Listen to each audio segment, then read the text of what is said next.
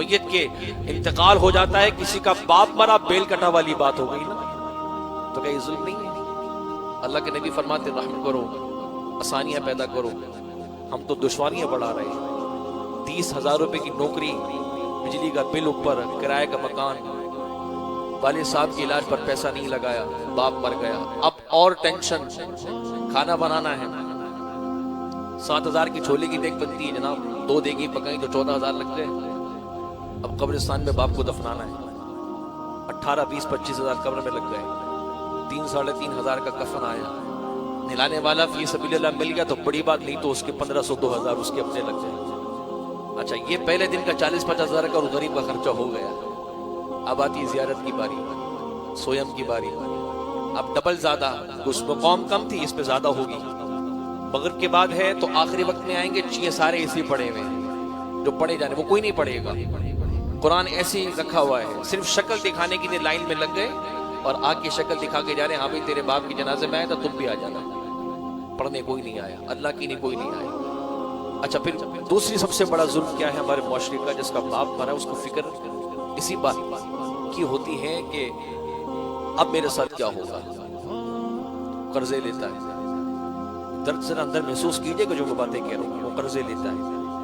قبرستان گیا، اللہ کے نبی صلی اللہ علیہ وسلم نے کیا فرمایا ہے کہ تم میت کو دفنانے کے بعد اس میت کے پاس اتنی دیر تک کھڑے رہے کہ جتنی دیر تک ایک اونٹ کو نہر کیا جائے، اس کی بوٹیاں کی جائے، اس کو تقسیم کیا جائے، اتنی دیر تک آپ نے قبر کے پاس سکنا ہے۔ لیکن آپ جانتے ہیں کہ جس کا باپ مرتا ہے نا وہ سب سے پہلے نکل جاتا ہے۔ کیوں؟ ہمارے نظام نے، ہمارے سماج نے اس کو اتنی بھی مہلت نہیں دی کہ وہ اپنے باپ کی خبر پر کچھ رک سکے۔ کیوں؟ کیونکہ اس کو وہاں جا کے یہ دیکھنا ہے کہ کھانا کس نے کھایا اور کس کو نہیں ملا ہے، وہ دیکھنا ہے کہ وقت پہ دیکھ پہنچی ہے نہیں پہنچی ہے، گھر میں جگہ ہوئی تو ٹھیک، نہیں تو ڈیکوریشن کا جو سامان لگا ہے 14-15 ہزار کا، اس کا خرچہ الگ۔ تو آپ دیکھ لیجئے کہ جو 30,000 کما رہا ہے، کرائے کے گھر میں بھی ہے، بجلی کا بل بھی چڑھا ہے، بچوں کے اسکول کی فیسیں بھی ہیں، بچے کا دودھ بھی بازار سے منگا کے پلانا ہوتا ہے، اگر اسی کے پاس اتنا لاکھ 1.5 لاکھ روپے ہوتا تو وہ اپنے باپ کو مرنے دیتا؟ وہ پرائیویٹ ہسپتالوں میں دھکے کھاتا؟ وہ چھوٹے موٹے کلینک میں جا کے اپنے باپ کا علاج کرواتا؟ اگر اس کے پاس یہ 1.5 لاکھ روپے ہوتے، 2 لاکھ روپے یہ میت اور زیارت کے اور سویم کے نام پہ لوگوں کو کھلانے کے لیے ہوتے تو وہ اپنے باپ کو مرنے دیتا، وہ علاج کرواتا۔ لیکن ہمارے اس معاشرے کا جو سب سے بڑا ظلم ہے، جو سماج اور رواج کے نام پر بن رہا ہے، آج اتنا مقروض بنا دیا ہے کہ باپ کی میت پر لوگ مقروض ہو چکے ہیں اور سال 1.5 سال قرضہ اتار رہے ہوتے ہیں، اتنے میں گھر کا کوئی اور بھی چلا جاتا ہے، اور آج ہم کھا رہے ہوتے ہیں بیٹھے ہیں، کسی کو نہیں پتا کہ میت کے کھانے کے بارے میں۔ اعلیٰ حضرت بڑے کرتے ہیں، کبھی اعلیٰ حضرت کی مانی نہیں آپ نے؟ ارے ہم نے اللہ کی نہیں مانی، اللہ کے نبی کی نہیں مانی، اعلیٰ حضرت کو کیا مانیں گے؟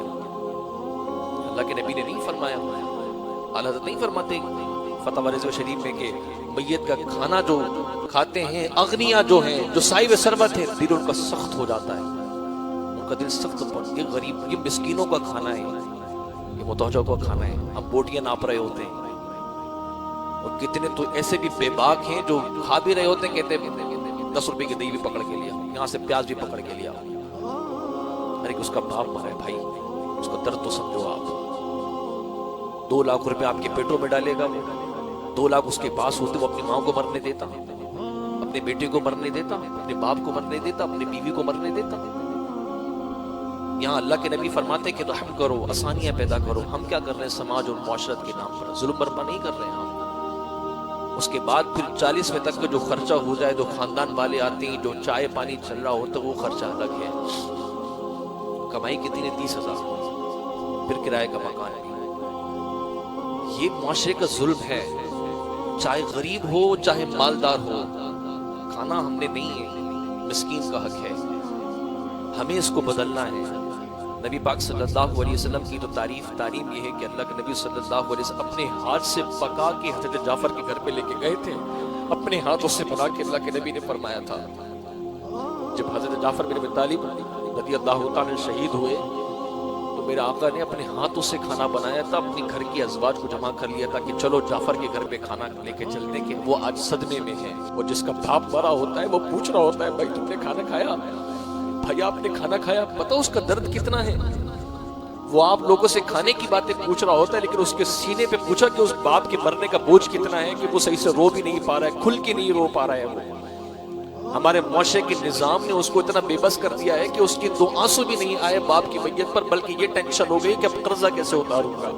اور ہم بوٹیاں ناپ رہے ہوتے ہیں، ہم آلو گن رہے ہوتے ہیں، ہم پکے کچے چاولوں کی باتیں کر رہے ہوتے ہیں، دال روٹی آ جائے تو برادری اس کو ذلیل کر کر کے تانے دے دے کے مار دیتی۔ کہ یہ ظلم نہیں ہے؟